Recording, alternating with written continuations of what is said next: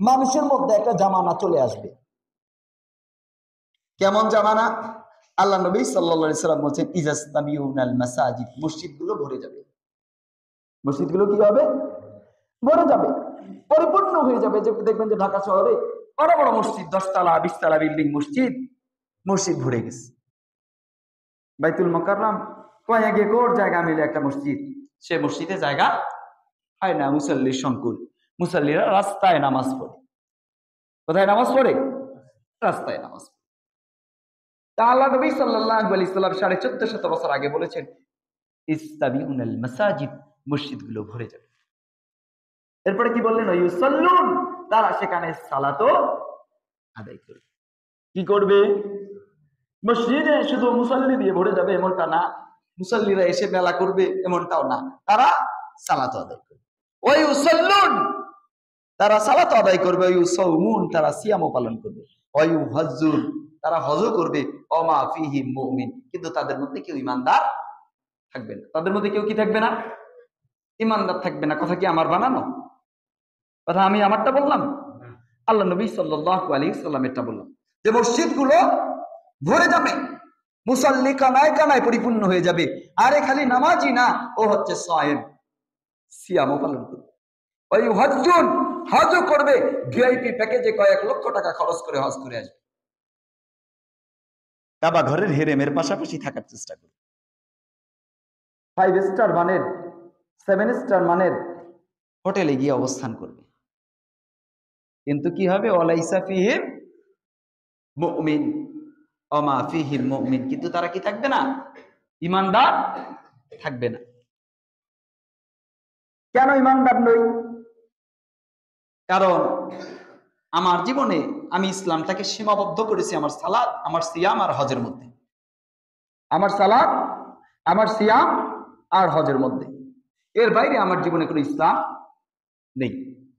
আজকে সমাজের অধিকাংশ মানুষ, মেজরিটি পার্সেন্ট মানুষ, যারা তাদের জীবনে ইসলাম ফলো করে এতটুকুকে, যে আমি নামাজ পড়ি, আমি মুমিন, আমি রমাদানে সিয়াম পালন করি, আমি মুমিন, আমি পয়সাওয়ালা, 2 টাকা হয়েছে আমি হজে যাই, আমি মুমিন।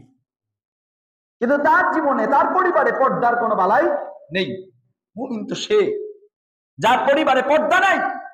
যখন পরিবারের লোকেরা, মেয়েরা পর্দা করবে না, তখন এই মুমিনের অন্তর প্রকম্পিত হয়ে যাবে। হায় আফসোস, আমার মেয়ে, আমার কন্যা, আমার স্ত্রী আমারটা খায়, আমারটা পড়ে, কিন্তু পর্দা করে না, তার কারণে আমি জাহান্নামে চলে যাব। এমনটা ফিল হয় আমাদের মধ্যে?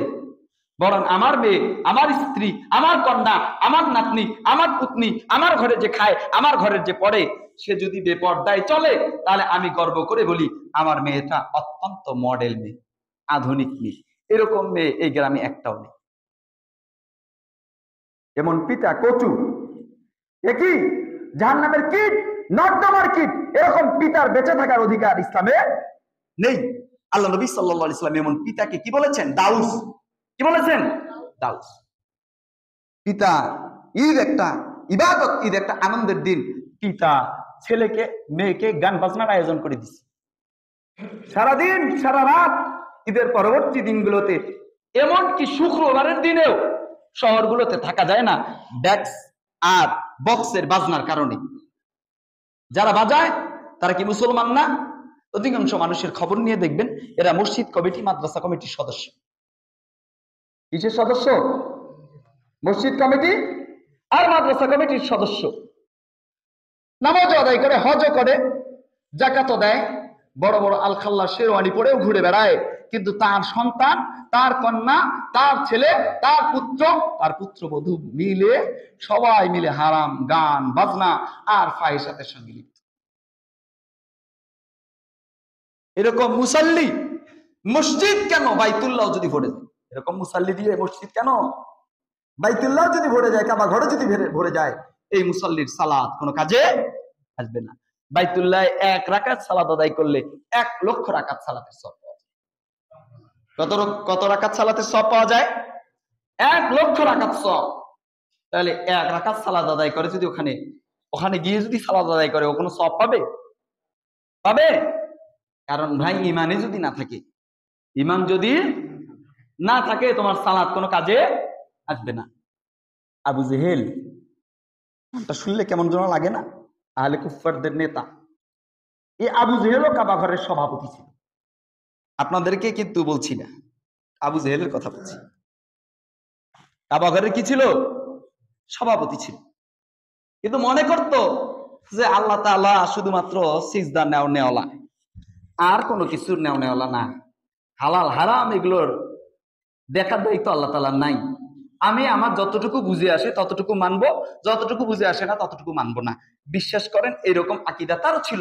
আল্লাহ তাআলা বলতেছেন যে তাদেরকে যদি জিজ্ঞাসা করা হয়, কি জিজ্ঞাসা করা হয়?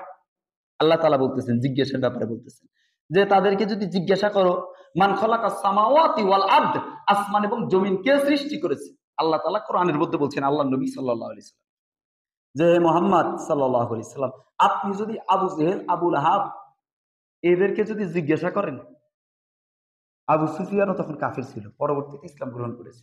তো আল্লাহ তাআলা তাদের ব্যাপারে বলছেন যে এদেরকে যদি জিজ্ঞাসা করো, মান খালাকাস সামাওয়াতি ওয়াল আরদ, আসমান এবং জমিন কে সৃষ্টি করেছে?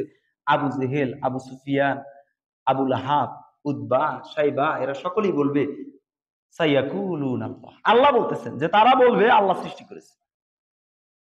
তাহলে কি আমরাও তো বলি আল্লাহ সৃষ্টি করেছে, তাহলে সেও বলে আল্লাহ সৃষ্টি করছে, তাহলে দনজনের মধ্যে কোনো পার্থক্য আছে? আছে?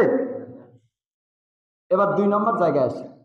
যেদিন আল্লাহ রাসূল সাল্লাল্লাহু আলাইহি সাল্লামের সঙ্গে আবু জেহেল লড়াইয়ে যাবে, সেদিনও বলেছিল, মুহাম্মদ তুমি এতটুকু মনে রাখিও, আমার আল্লাহ আমাকেও বিজয় দান করবে। কি বলছে? আমার আল্লাহ, বলে নাই তোমার আল্লাহ। কি বলছে? আমার আল্লাহ। বলার পর ফিরে গিয়ে কাবা ঘরের গিলাফ ধরছে, যে গিলাফ হাজী সাহেব বুকের মধ্যে জড়ালে খুব আনন্দ পায়, ওই গিলাফ আবু জেহেল আনন্দ পেয়েছিল। ধরে ধরে কাবা ঘরের গিলাফ ধরে কান্নাকাটি করে বলেছিল, আল্লাহ আমি যদি সুপথে থাকি তাহলে আমাকে বিজয় দিও, আর যদি মুহাম্মদ সুপথে থাকি তাহলে তাকে বিজয় দিও।